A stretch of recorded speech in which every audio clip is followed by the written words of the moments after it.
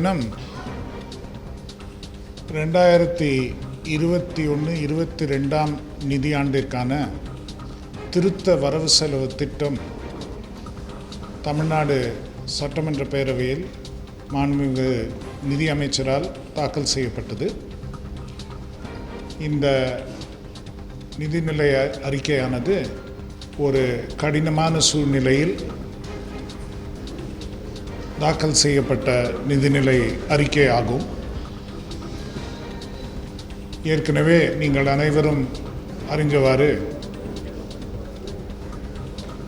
Corona பெருந்தொற்றின் 2வது அலை ஏற்பட்ட சூழ்நிலை,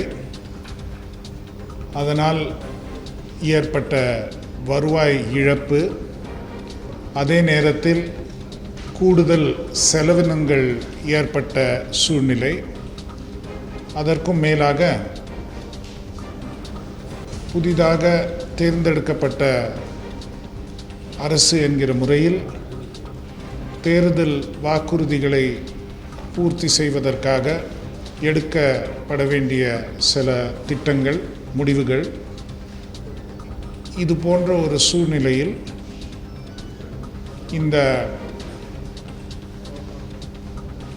பல்வேறு நெருக்கடிகளை, பல்வேறு கட்டாயங்களை எல்லாம் கருத்தில் கொண்டு வைத்து இந்த வரவு செலவு திட்டத்தில் முக்கியமான அம்சங்கள் இருக்கின்றன. மிக முக்கியமானது என்னவென்றால், இனி வரும் காலத்தில் நிர்வாகம் மற்றும் ஆளுமை எவ்வாறு அமையும் என்பதற்காக சில முன்னோடி அறிவிப்புகள்,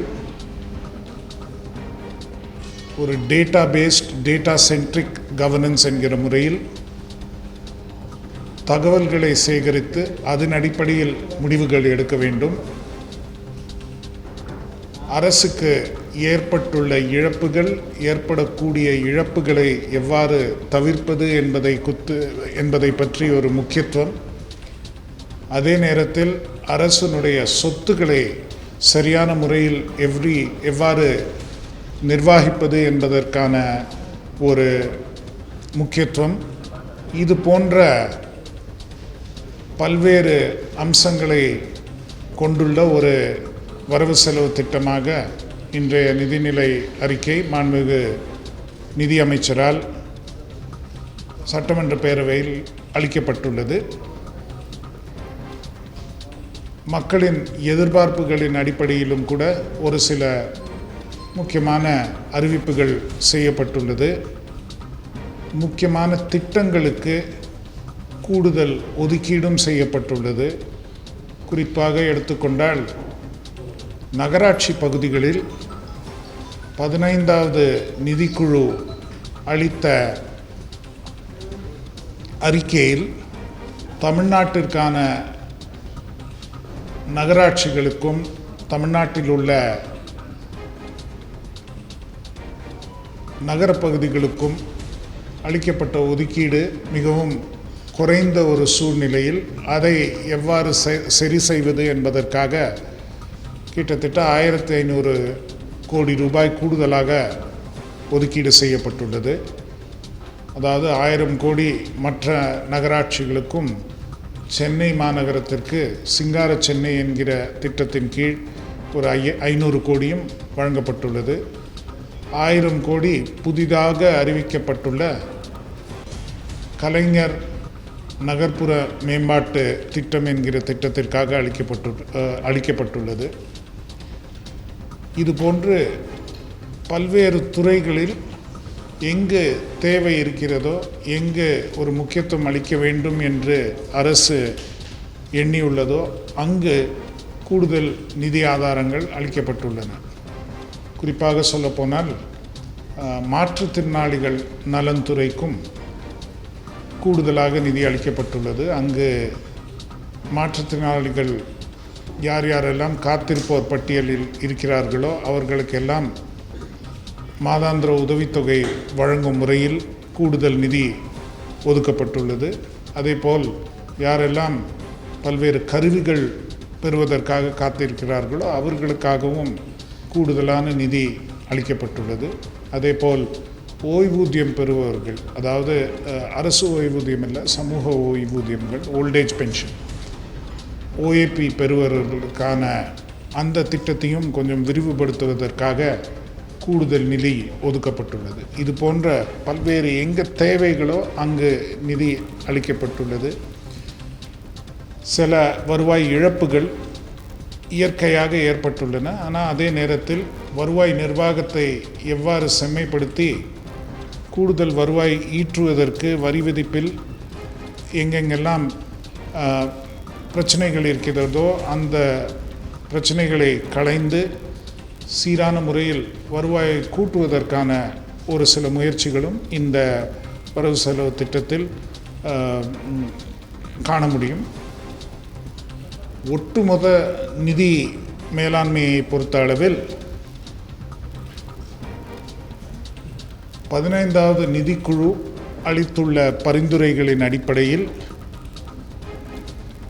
அதற்குள் எவ்வாறு நிதி பற்றாக்குறை சுமையை வைக்க வேண்டும் என்கிற நோக்கத்தோடு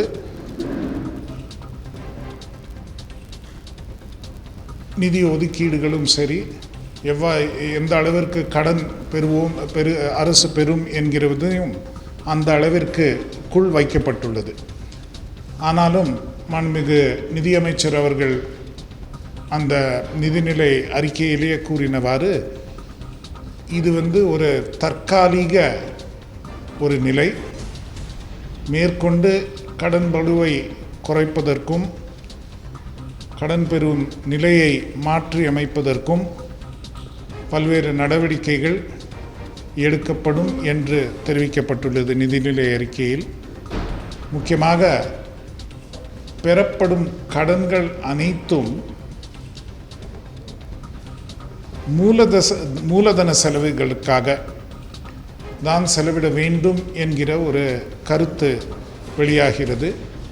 வருவாய் உபரி ஏற்படுத்தி மூலதன செலவினங்களுக்காக கூடுதல் நிதி ஒதுக்க வேண்டும் என்பதுதான் அரசின் நோக்கம். இந்த ஆண்டு அந்த நோக்கத்தை முழுமையாக செயல்படுத்த முடியாவிட்டாலும் இதுதான் இனி வரும் காலங்களில் இருக்கக்கூடிய நோக்கம். பல்வேறு சீர்திருத்தங்கள் மேற்கொண்டு எடுக்கப்படும் என்பதை இந்த வரவு செலவு திட்டம் தெளிவாக தெரிவிக்கிறது. அதுவும் முக்கியமாக பார்த்தால் இது ஒரு 6 மாதங்களுக்கான ஒரு வரவு செலவு திட்டம் என்று தான் நாம் கணக்கிட வேண்டும். ஏற்கனவே கூறியவாறு இது கொரோனா காலம். மிக அதிக அளவில் செலவினத்தை குறைத்தாலோ அல்லது மிக அதிக அளவில் வருவாயை உடனடியாக அதிகரித்தாலோ அதனால் பொருளாதாரத்திற்கு பாதிப்பு ஏற்படக்கூடும் என்கிற ஒரு கருத்தில் மிகவும் ஒரு துல்லியமாக ஆராய்ந்து எதை செய்ய இயலும், எதை எவ்வாறு செய்ய வேண்டும், எந்த திட்டத்தை எவ்வாறு அறிவிக்க வேண்டும் என்கிற அடிப்படையில் மிகவும் ஆராய்ந்து எடுக்கப்பட்ட முடிவுகள் இந்த வரவு செலவு திட்டத்தில் இடம்பெறுகின்றன.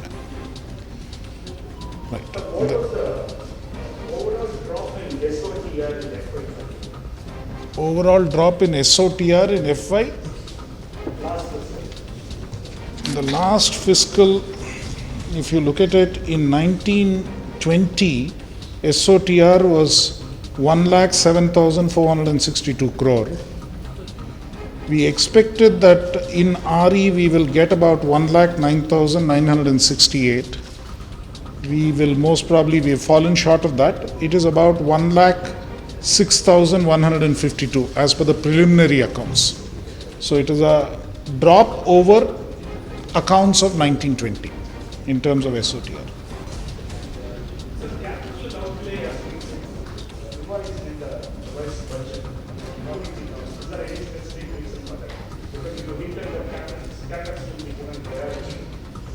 You see, I mean, the government, I think there are a number of reasons for that. I think it has been spelt out in the speech quite clearly.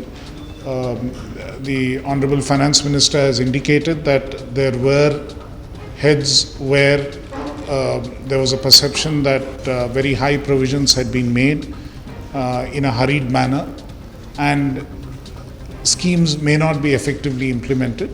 So we have to analyze schemes on a cost-benefit basis and make sure that provisions are made for schemes which are genuinely beneficial. This is one aspect which the Honorable Finance Minister's speech points out very clearly. The other aspect, of course, is that while in some heads there is a reduction in the allocation for capital expenditure, in other heads there are increases. So it all depends on where the money is needed and how best the money can be spent. The likely total net borrowing amount has been indicated. The net borrowing is expected to be 92,484 crores.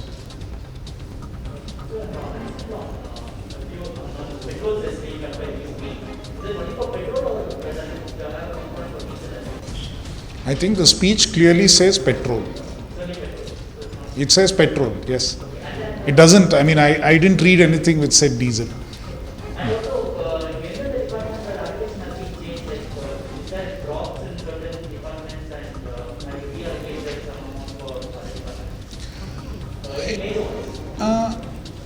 I would not say that there are substantive drops department-wise. I think what you will see is more reorientation towards certain other schemes within the same department or certain other requirements within the same department. If you look at overall the water sector, there might be a little drop on the irrigation side immediately because some provisions were thought to be unrealistic, that they will not get expended in the current year because it will take a while for schemes to take off. And instead we have had to provide more on, say, Jal Jeevan Mission, which is, water supply, drinking water supply. So within the water sector there are some adjustments. Similarly, in the road sector also there are adjustments between schemes which may not take off immediately and schemes which are more likely to require additional funding. And there is some, overall reduction as you have seen.